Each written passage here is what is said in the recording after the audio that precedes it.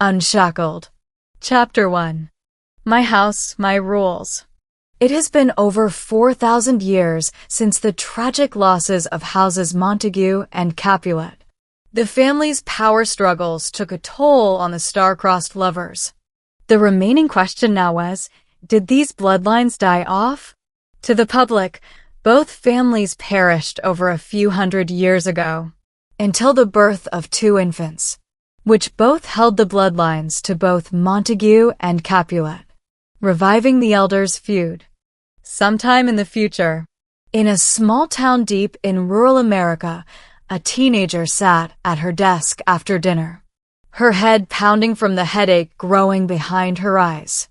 Athena was to turn 18 in 2 weeks. She was short and thin and always the center of attention. Her long dark hair fell across her face, hiding her beautiful bright blue eyes. Her hair also disrupted her sight and train of thought, her subconscious filled with fear of failing tomorrow's SATs.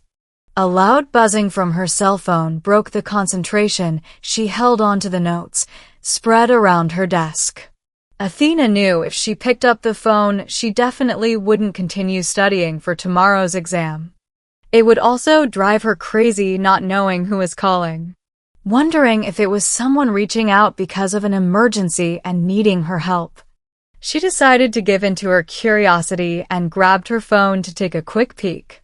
At that same moment, her mother, Charlotte, entered her bedroom. "I will take it away if you even think about touching that phone, young lady." "I am not a lady. I beg your pardon." "You are the definition of a young lady the last time I checked. Has something changed?" No.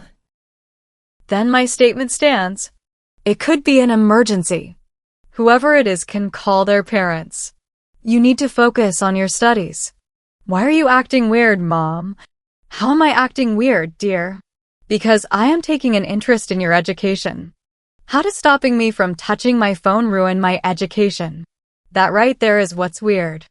I want you to go to a good college, not some community schools around here. I want what's best for you." Charlotte sat down next to Athena and looked deep into her eyes while wiping the hair from her face. "When you have children, you'll understand." "I don't plan on having kids, Mom. So, what you're saying is I'm not going to be a grandmother." "I don't know, Mom. You always say wait till marriage, but if you're going to try and stop me from dating, you'll be the reason I don't have children." The two women stared deep into each other's eyes before bursting into laughter. Charlotte hid the uneasiness of her daughter's words as Athena laughed at her own cruel joke.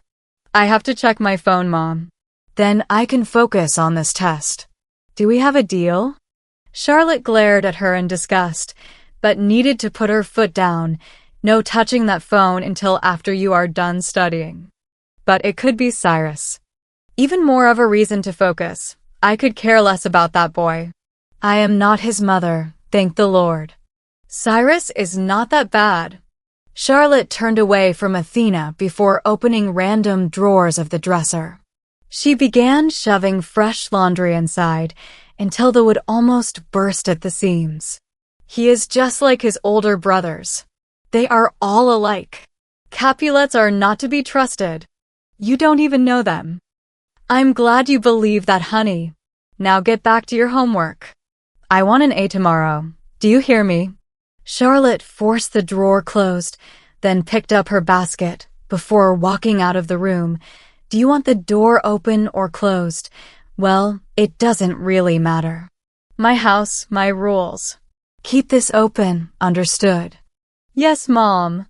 Athena turned from her newly opened door, trying to get back into study mode. Could she jump back into the groove, or would the buzzing from her phone continue to distract her?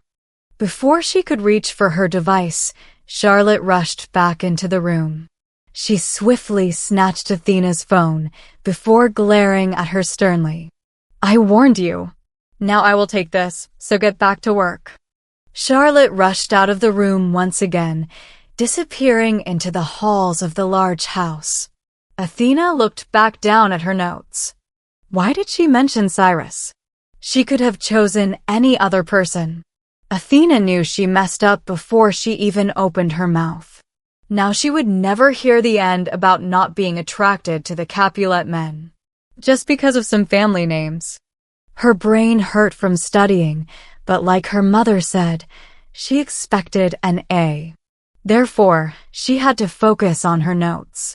Unfortunately, she found this difficult as her vision began to blur. If you liked this video, please consider subscribing, as this helps me get more motivated to bring out the next part of the story. And thank you ahead of time if you haven't. But if you have, thank you, and I'll see you guys in the next part of this story.